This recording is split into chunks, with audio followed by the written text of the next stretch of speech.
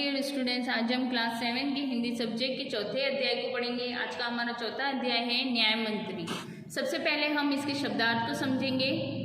इसके शब्दार्थ है सौभाग्य, अच्छी किस्मत, अवस्था, दशा, स्थिति, उद्दंड, अक्कड़, निरुत्तर, कोई उत्तर न दे पाना, अतिथि, मेहमान, सहम जाना, डर जाना, घबरा जाना, सुप्रबंध, अच्छा प्रबंध या तैयारी, सुगम, आसान, राजमुद्रिका, राज्य की मुद्रा, निस्तब्धता, सन्नाटा।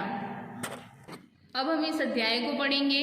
संध्या का समय था, चारों ओर अंधकार फैल चुका था। ऐसे में किसी ने बाहर से घर का दरवाजा खटखटाया।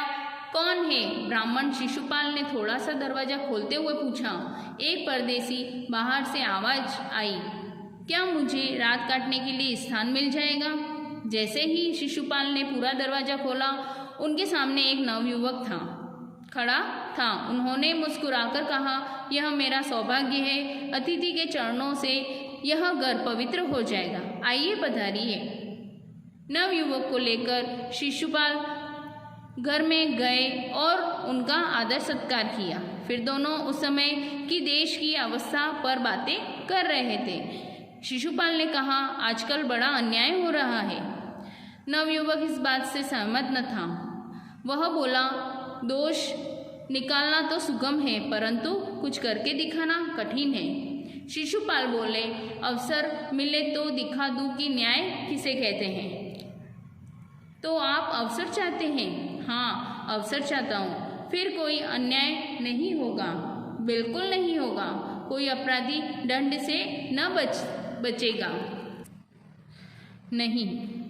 नवयुवक ने मुस्कुराकर कहा, यह बहुत कठिन काम है। ब्राह्मण के लिए कुछ भी कठिन नहीं। मैं न्याय का डंका बजाकर दिखा दूंगा। नवयुवक धीरे से मुस्कुराया पर कुछ न बोला। कुछ देर बाद वह सो गया। सुबह उठकर नवयुवक ने शिशुपाल को धन्यवाद देकर उनसे विदा ली। कुछ दिनों बाद शिशुपाल के घर कुछ सिपाही आए और उन्हें दरबार में चलने के लिए कहा। यह सुनकर शिशुपाल कुछ क्षण के लिए सहम गए। वे समझ नहीं सके कि सम्राट ने उन्हें क्यों बुलाया है। कहीं उस नवयुवक ने सम्राट से झूठी सच्ची शिकायत तो नहीं कर दी? यदि शिकायत कर भी दी हो तो क्या? मैंने कोई गलत तो कहा नहीं था। यह सोचकर शिशुपाल दरबार की ओर चल दिए। वहां पहुंचकर शिशुपाल आश्चर्यचकित रह गए जब उन्होंने देखा कि वह नवयुवक ही सम्राट अशोक है। सम्राट बोले, ब्राह्मण देवता, मैं आपको न्याय का अवसर देना चाहता हूँ। क्या आप तैयार हैं? पहले तो शिशुपाल घबराए, फिर बोले, यदि सम्राट की यही इच्छा है तो मैं तैयार हूँ। बहुत ठीक, कल से आप न्याय मंत्री हुए।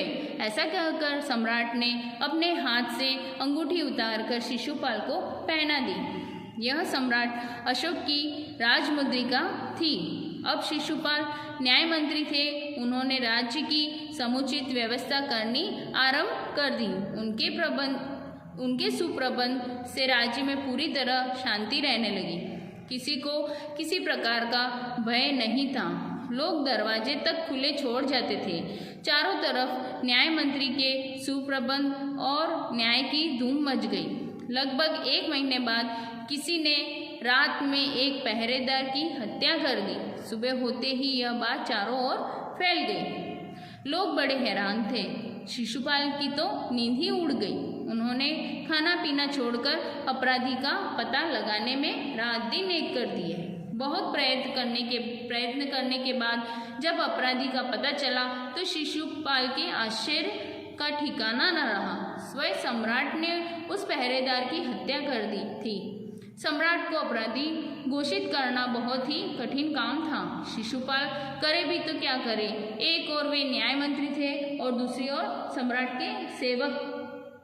परंतु न्याय की दृष्टि में सम्राट और साधारण व्यक्ति में कोई अंतर नहीं होता। अगले दिन शिशुपाल दरबार में पहुंचे। सम्राट अशोक सिंहासन पर बैठे थे। आते ही उन्होंने शिशुपाल से पूछा, अपराधी का पता चला?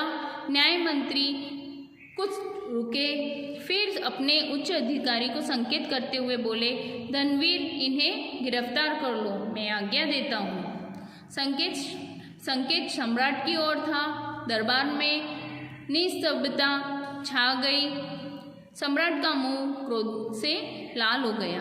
वे सिंहासन से उठ खड़े हुए और बोले, इतना साहस!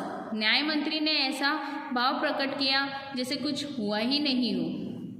उन्होंने अपने शब्दों को फिर दोहराया, धनवीर देखते क्या हो, अपराधी को गिरफ्तार करो। दूसरे ही क्षण सम्राट के हाथों में हथकड़ी पहन गई।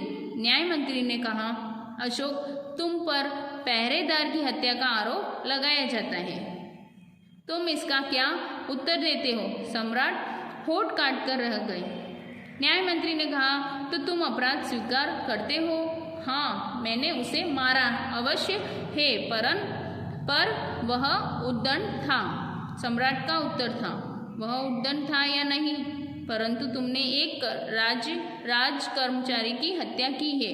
तुम अपराधी हो, तुम्हें मृत्युदंड दिया जाता है। न्याय मंत्री ने निर्णय सुनाया। सभा में सन्नाटा छा गया। न्याय मंत्री का निर्णय सुन सम्राट ने सिर झुका लिया। शिशुपाल सम्राट की परीक्षा में सफल हो गए थे। सम्राट का हृदय ऐसे व्यक्ति को पाकर गदगद हो रहा था। तभी न्याय मंत्री का संकेत पाकर एक कर्मचारी सम्राट अशोक की सोने की मूर्ति लेकर उपस्थित हो गया। न्याय मंत्री ने खड़े होकर कहा, सज्जनों, यह सच है कि मैं न्याय मंत्री हूँ और यह भी सच है कि अपराधी को दंड मिलना चाहिए, परंतु अपराधी और कोई नहीं, स्वयं सम्राट है। शास्त्रों में राजा को ईश्वर का रूप माना गया है, इसलिए उसे ईश्वर ही दंड दे सकता है। अतएव मैं आज्ञा देता हूँ कि सम्राट को चेतावनी देकर छोड़ दिया जाए और उनके स्थान पर इस सोने की मूर्ति को फांसी पर लटका दिया जाए, जिससे लोगों को शिक्षा मिले। न्याय मंत्री का न्याय सुनकर लोग जय जयकार कर उठे। जब सब लोग चले गए तो शिशुपाल ने राजमुद्रिका उतारकर सम्राट अशोक के सामने रख दी और मस्तक झुकाकर कहा, महाराज, यह राजमुद्रिका वापस ले लें। अब मुझसे यह बोझ नहीं उठाया जाएगा।